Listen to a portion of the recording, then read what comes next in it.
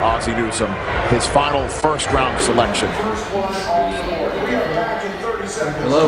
With the 25th pick in the 2018 NFL Draft, the Baltimore Ravens select Hayden Hurst. Yes, sir. I'm here. Okay, I know it's an exciting time. I feel like you're emotional, but you know, hey, you've worked hard to get to this point.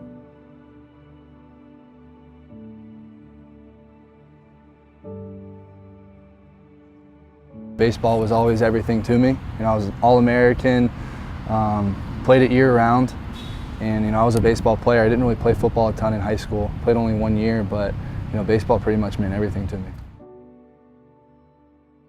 The baseball draft was kind of crazy. You know, I thought I was going to go a lot higher than what I went. I ended up getting picked in the 17th round to Pittsburgh. You know, my dad's family's from up there. But yeah, I mean, it was a dream come true. And then, you know, when I got there, my first season was pretty good, and then, you know, everything kind of unfolded after that. So my name is Dr. Daniel Zimmett. I'm a licensed psychologist and a certified mental performance consultant, which is another way of saying a sports psychologist. The Yips are actually a little bit poorly understood. There's a few different kinds of them, but for the athlete, it's the experience of losing the ability to perform a motor movement, usually a fine motor movement, that had previously been able to have been conducted with excellence. So usually these are highly elite or experienced athletes, and they lose the motor control to be able to perform a function that they had otherwise been able to perform with superiority their whole lives. It started after my second season. I was just kind of thrown in the outfield and overthrew a kid, and then overthrew him again. You know, I heard some comments from people, and you know, I started doubting myself. And then as soon as I started doubting myself and that creeped in my head, you know, it kind of went to my hand, and my hands would get sweaty and they would shake, and then I just completely lost control of it after that. So, you know, I figured, you know, maybe a week at a time, you know, it'll go away after this week, it'll go away after this week, and then 3 years later, it never went away, and I still really haven't put my finger on what happened to this day. Oftentimes, the yips will develop when you have seasoned and experienced athletes, and there's a period of either an injury they're trying to come back from, or there's a period of heightened stress, or a situation that occurs. So for some, there might be, like the incident with Hayden would be a thrown ball that strikes a player. It could be an overthrown ball. You know, have a situation in baseball, you tend to see it with second basemen, pitchers, and catchers. So there's a touch that has to come with it. If you think about an incident that occurs in front of 25,000 fans and the way that fans tend to respond to an incident, that's when the anxiety can start to come in and the thinking can start to come in. And so then there's this cascade that occurs where the thinking starts. You have already this muscular issue, and then coming back from that can be very difficult. I spent thousands of dollars, you know, trying to find a way to fix it, but I don't know, it was difficult. You know, I never really found something that kind of connected in my brain, you know, that helped me, you know, get over it. I think what therapy did for me is I found a way to kind of get my anger out, and that was through journaling. So spun my wheels for 3 years down there in Sarasota, in Bradenton area, and just kind of lost my love for the game. And I was sick and tired of baseball. I was kind of over it. So I made the call to South Carolina. You know, I wanted to go back and play football because, I don't know, when I was in high school, even though I only played 1 year, you know, I never really thought of football as like a monetary, you know, game as I did baseball. You know, it was kind of fun. I would just cut it loose, and I was pretty good at it. So I figured, you know, why not try it? You know, I went there in a leap of faith, and it's taken me to where I am now.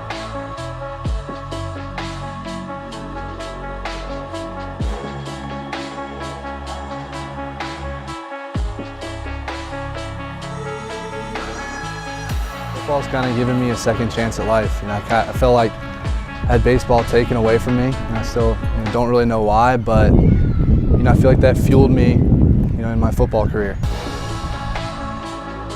This was a guy who was a great baseball pitcher in the Pirates draft, 17th round pick in the MLB draft, but then all of a sudden he shows up and he can't throw the ball over the plate.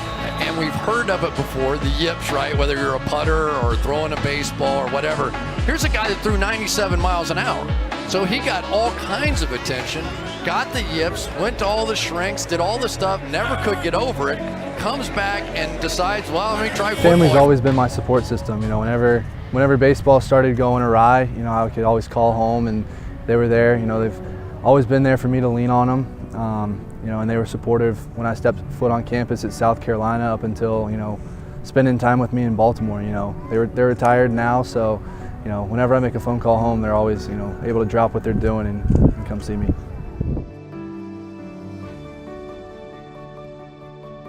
My name is Kathy Hurst, and I am the Vice President of the Hayden Hurst Family Foundation. And so we formed the foundation to be able to help bring more awareness and understanding and not being afraid to talk about mental health. We're excited to partner with BTST Services because of the mission that they have and the fact that they're very centered in the Baltimore area. And with Hayden being drafted by the Baltimore Ravens, we wanted to make sure that the community understood we wanted to give back and help the people of the Baltimore area. I know Chris came up with the idea from BTST Services, and we were trying to come up with something that would represent Hayden and his number of 81. And so we're excited about the campaign because we're going to be able to help and provide 81 sessions to hopefully approximately 20 adolescents and student athletes in the Baltimore area with getting the mental health services that they need that maybe they can't afford or don't have the insurance to provide for it. My name is Chris Simon, and I am the CEO of BTST Services.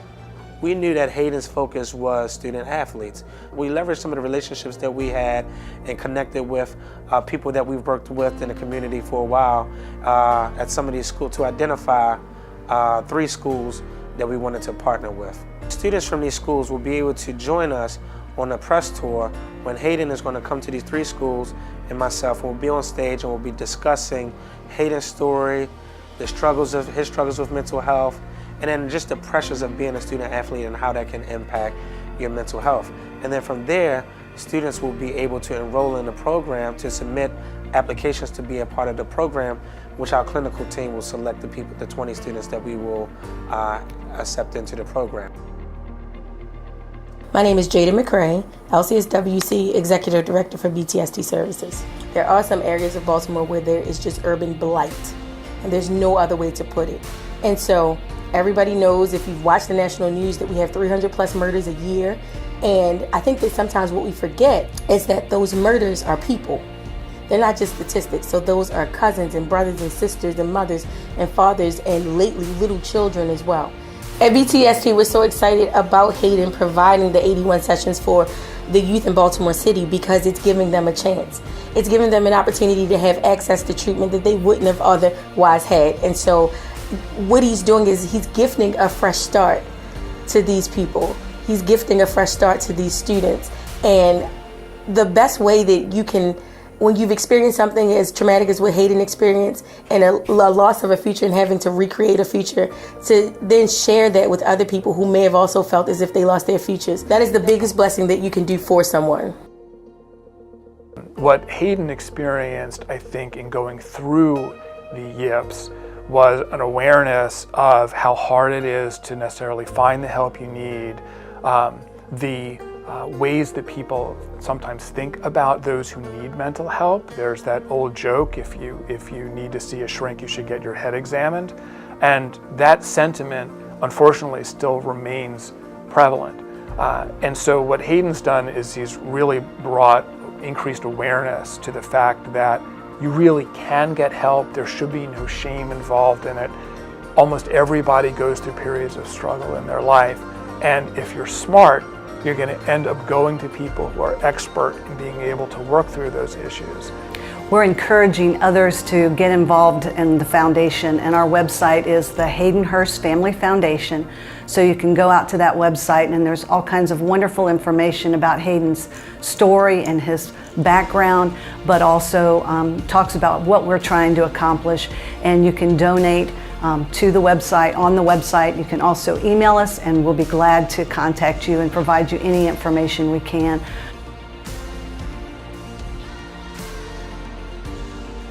Hey guys, this is Hayden Hurst. I need you to go online and check out our website and see the great work that we're doing. And if you feel inspired by this, please feel free to donate.